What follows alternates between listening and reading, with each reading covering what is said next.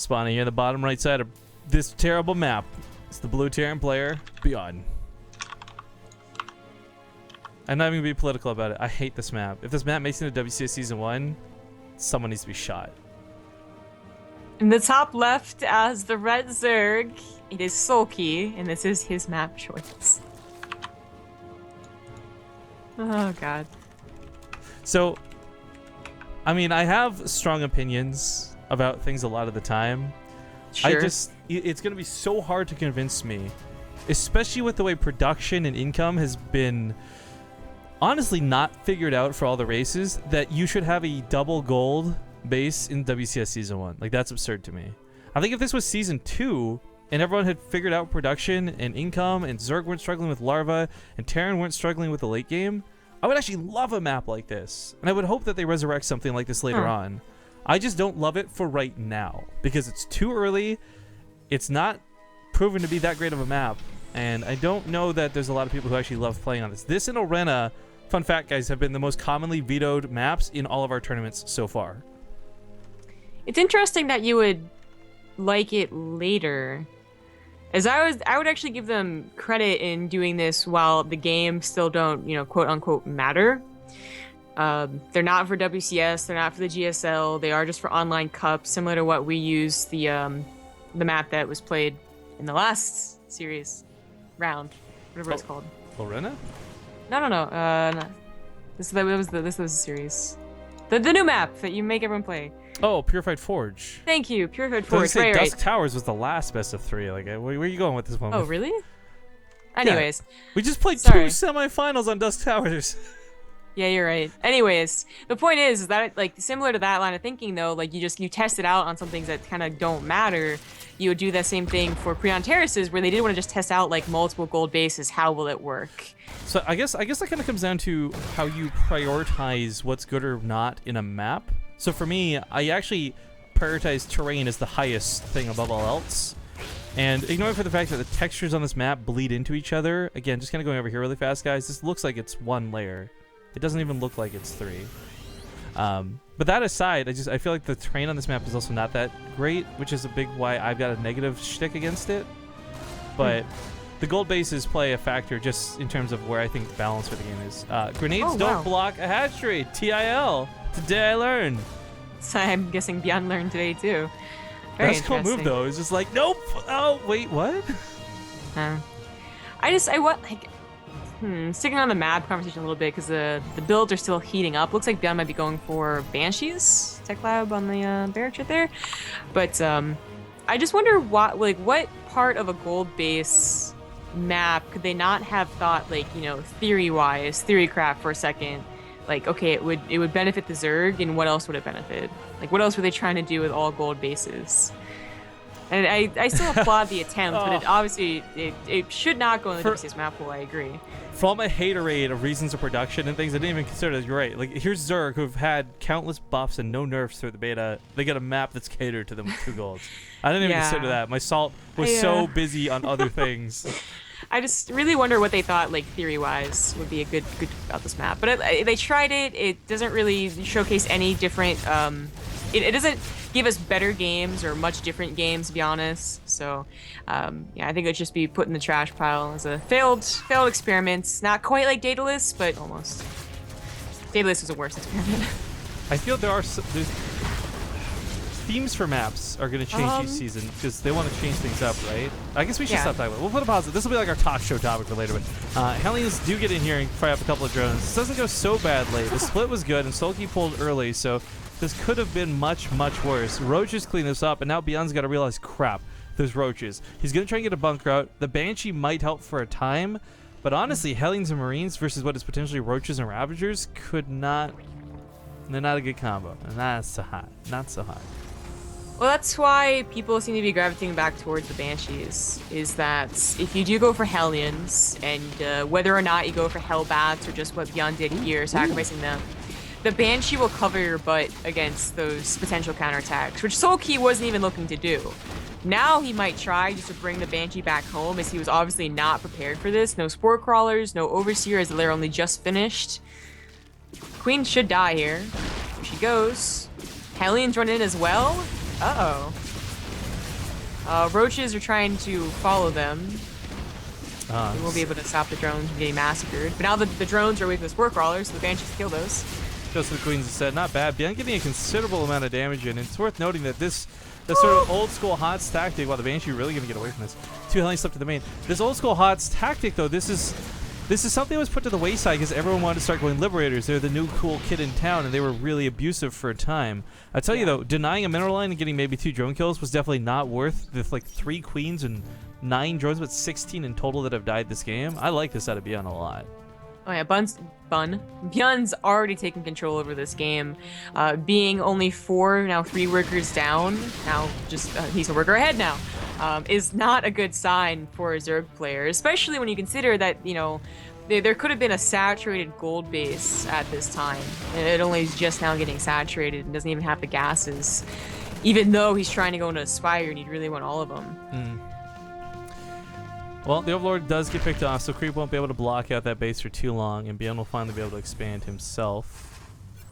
So just going back on the map topic, I guess we'll get some Banshees going to the main.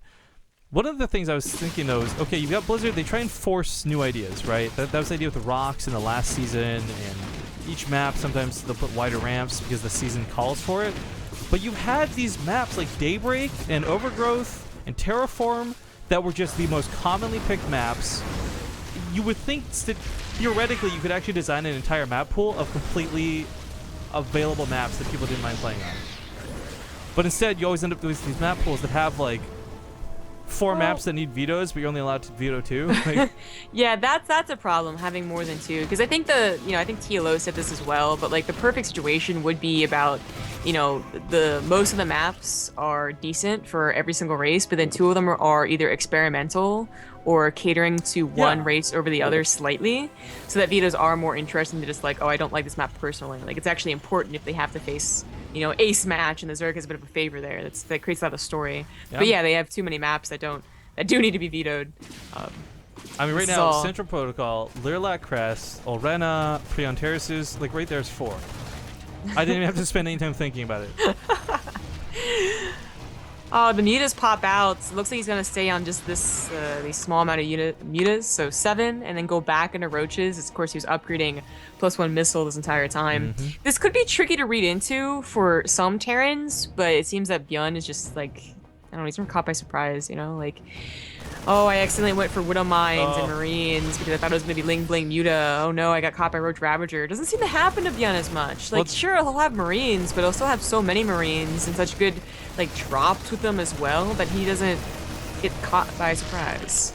Well, Soulkey's the one who gets a little bit surprised that the Mutas got shredded. I mean, the tanks are probably going to be questionable whether they live or not, but the Marines killed so many Mutalisks already that they could die and this would be worth it. That tank, unfortunately, is going to die. Cool if it could shoot the direction it was facing, though, right?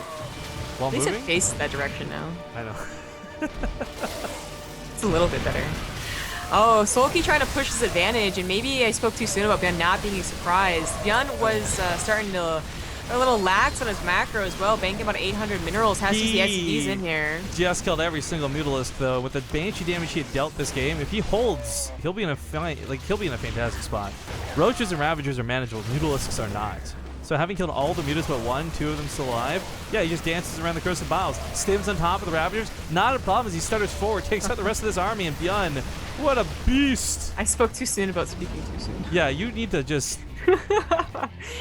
It's like, he has just such a, like, control, and, you know, even though his macro was starting to slip because he was banking about 800 minerals, he still just barely had enough Marines to be able to stem on top of the undefended Ravager army. Once those Roaches go down, the Ravagers are easy to kill.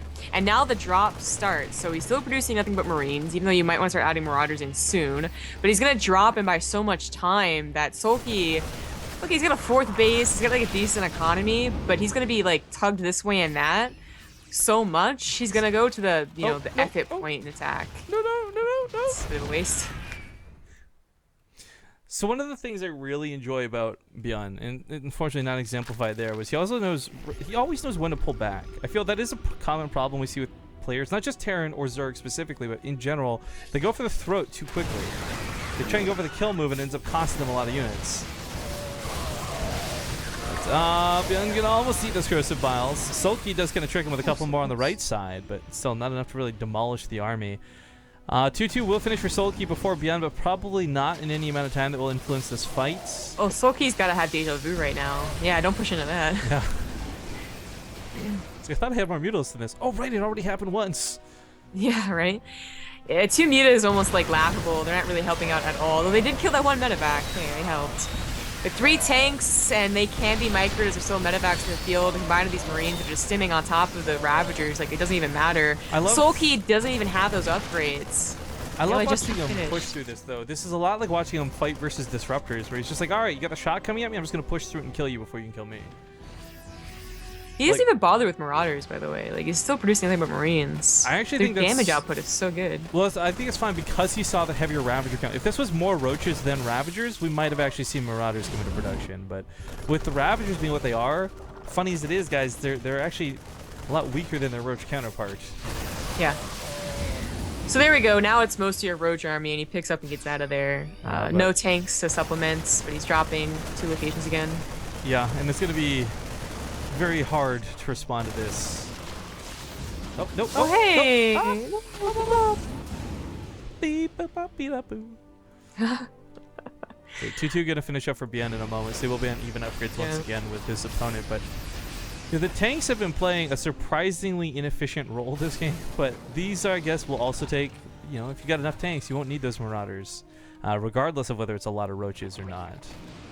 He did go for double factory pretty early on, and I really like that. So often we see the, you know, tanks are kind of that mid-game / early game defense. They'll be good sometimes in the attack, but you don't really ever commit to them. And then you go into pure bio after a while, once those upgrades start to finish.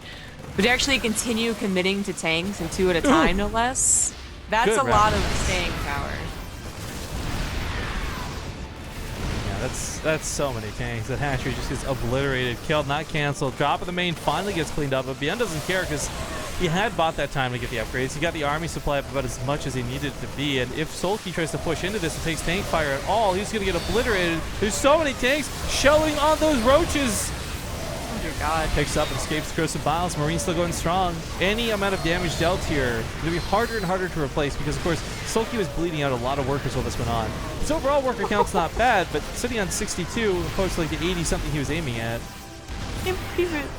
Maybe we saved all those tanks. Yeah, Soulkey did what you're supposed to do and use the corrosive bile on those tanks, because at the very least, like, even if they pick up the tanks, maybe they mess up their stim control, or they don't boost the medevacs away and you kill the medevac and the tank. But ByuN just had, it was so crazy seeing him not just move the tanks far away, just kind of like... He dances. Like, he moved them like just the slightest amount to the right or left, and was like, okay, that's perfect. It's like when you see those movies, right, where like you got someone like Neo from the Matrix, and the bullets come in, and he just steps slightly to the left, just doesn't give a fuck. Yeah. Like that's literally what ByuN does. Oh my God. Okay, well, Soulkey is gonna pick Runes of Saras for the potential.